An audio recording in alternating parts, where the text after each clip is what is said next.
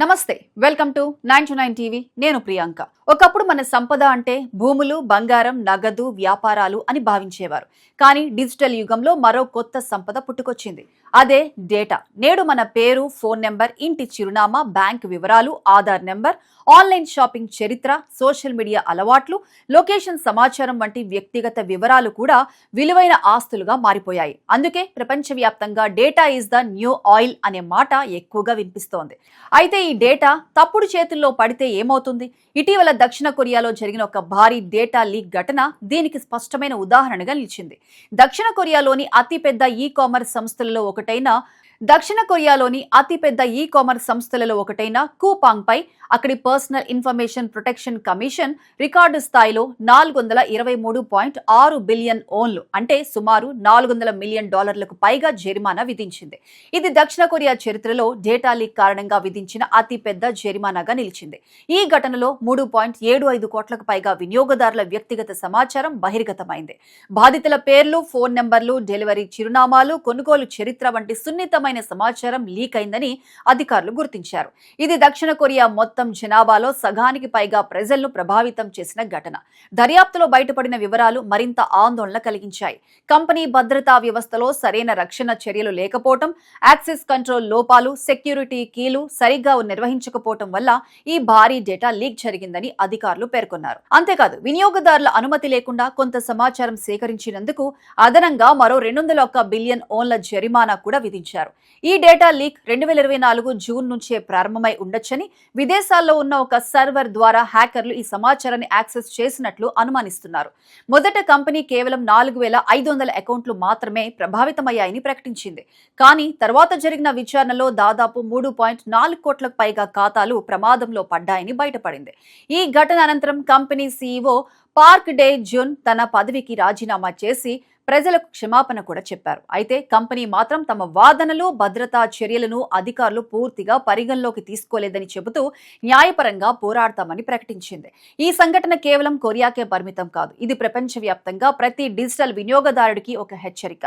ముఖ్యంగా భారతదేశానికి ఇది చాలా ముఖ్యమైన పాఠం. ఎందుకంటే నేడు భారత్ ప్రపంచంలోనే అతిపెద్ద డిజిటల్ ఆర్థిక వ్యవస్థలో ఒకటిగా ఎదుగుతోంది. యూపీఐ చెల్లింపులు, e commerce, digital banking, social media, online విద్య, ఆరోగ్య సేవలు ఇలా కోట్లాది మంది ప్రతిరోజు తమ వ్యక్తిగత సమాచారాన్ని డిజిటల్ ప్లాట్ఫామ్లకు అందిస్తున్నారు. ఆధార్, పాన్, బ్యాంక్ ఖాతా, మొబైల్ నెంబర్, బయోమెట్రిక్ సమాచారం వంటి అత్యంత సున్నితమైన డేటా డిజిటల్ ప్రపంచంలో నిల్వ చేయబడుతోంది. ఇక్కడే రైట్ టు ప్రైవసీ అనే భావన ప్రాధాన్యం సంతరించుకుంటుంది. 2017లో భారత supreme court justice KS Puttaswamy కేసులో గోప్యత హక్కు భారత రాజ్యాంగంలోని ఆర్టికల్ 21 కింద ఒక ప్రాథమిక హక్కు అని చారిత్రాత్మక తీర్పు ఇచ్చింది. ప్రతి వ్యక్తికి తన వ్యక్తిగత సమాచారంపై హక్కు ఉందని, ఆ సమాచారాన్ని ప్రభుత్వం గాని, ప్రైవేట్ సంస్థలు గాని అనవసరంగా సేకరించకూడదని, దుర్వినియోగం చేయకూడదని సుప్రీంకోర్టు స్పష్టం చేసింది. ఈ తీర్పు తర్వాత భారతదేశంలో డేటా రక్షణపై చట్టపరమైన చర్చలు వేగం పుంజుకున్నాయి. దీని ఫలితంగానే భారత ప్రభుత్వం digital personal data protection act ను తీసుకొచ్చింది. ఈ చట్టం ప్రకారం వ్యక్తుల అనుమతి లేకుండా వారి డేటాను సేకరించడం, ఉపయోగించడం లేదా ఇతరులకు బదిలీ చేయడం చట్టవిరుద్ధం. కంపెనీలు డేటా భద్రత విషయంలో నిర్లక్ష్యం ప్రదర్శిస్తే భారీ జరిమానాలు ఎదుర్కోవాల్సి ఉంటుంది. కొరియాలో కూపాంగ్ కు విధించిన భారీ జరిమానా భారత కంపెనీలకు కూడా ఒక హెచ్చరికగా చూడొచ్చు.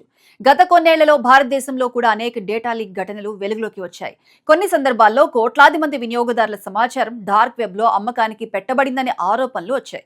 అయితే చాలా మంది ప్రజలు తమ డేటా విలువను ఇంకా పూర్తిగా అర్థం చేసుకోలేదు. ఉచిత యాప్లు ఇన్స్టాల్ చేస్తూ సోషల్ మీడియా అకౌంట్లు తెరిచేటప్పుడు తెలియకుండా అనేక అనుమతులు ఇస్తున్నారు. ఫలితంగా వారి వ్యక్తిగత సమాచారం అనేక సంస్థల చేతుల్లోకి వెళ్లిపోతుంది.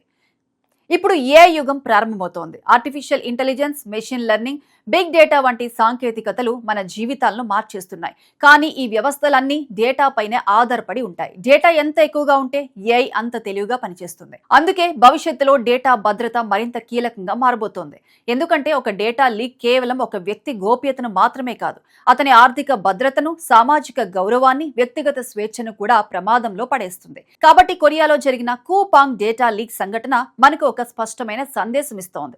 డేటా భద్రత అనేది కేవలం కంపెనీల బాధ్యత కాదు, అది ప్రతి పౌరుడి హక్కు, ప్రతి సంస్థ యొక్క బాధ్యత, ప్రతి ప్రభుత్వానికి ఒక సవాలు. డిజిటల్ ప్రపంచంలో వ్యక్తిగత సమాచారం కూడా బంగారం లాంటిదే. దానిని కాపాడుకోవడం మన బాధ్యత. అందుకే రైట్ టు ప్రైవసీ అనేది కేవలం ఒక చట్టపరమైన పదం కాదు. డిజిటల్ యుగంలో ప్రతి మనిషి స్వేచ్ఛ, భద్రత మరియు గౌరవానికి సంబంధించిన ప్రాథమిక హక్కు.